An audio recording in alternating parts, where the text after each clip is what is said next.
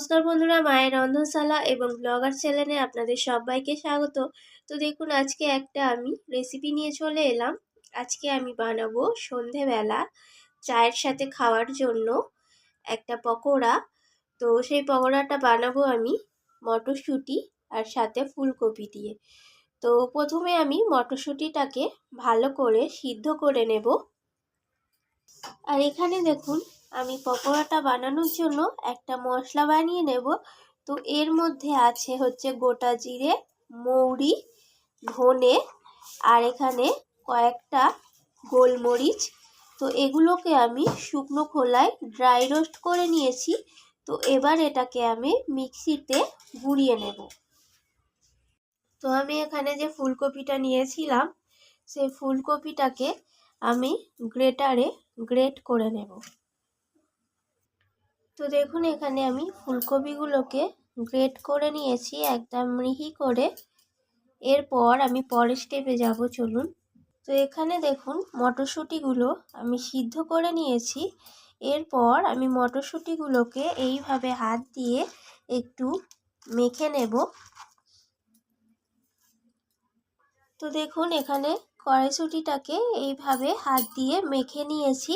এরপর আমি এর মধ্যে দিয়ে দেব গ্রেট করে রাখা ফুলকপিগুলোকে।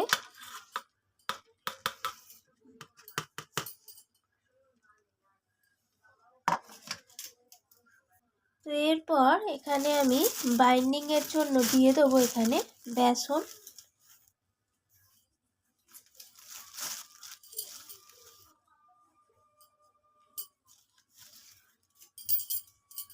এখানে আমি 4 চামচের মতো বেসন দিলাম।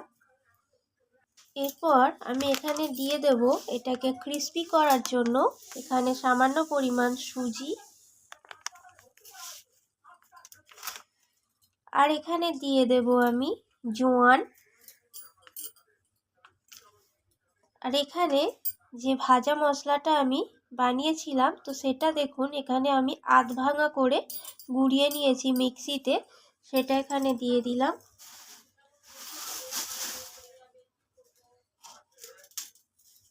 আর এখানে আমি দিয়ে দেব স্বাদ মতো লবণ। তো এরপর আমি সব কিছুকে এইভাবে হাত দিয়ে মেখে নেব।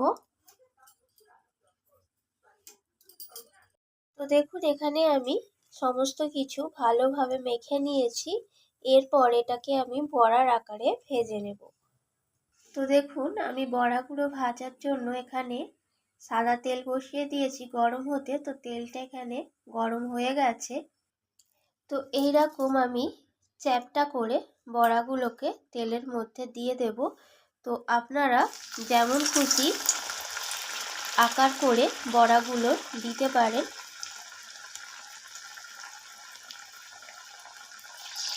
তো আমি প্রত্যেকটা বড়া এইভাবে তেলের মধ্যে ছেড়ে দেব।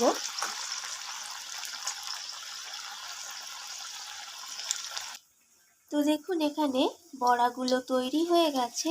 আর বড়াগুলো কতটা সুন্দর দেখতে হয়েছে তো দেখুন, দেখেই বুঝতে পারবেন।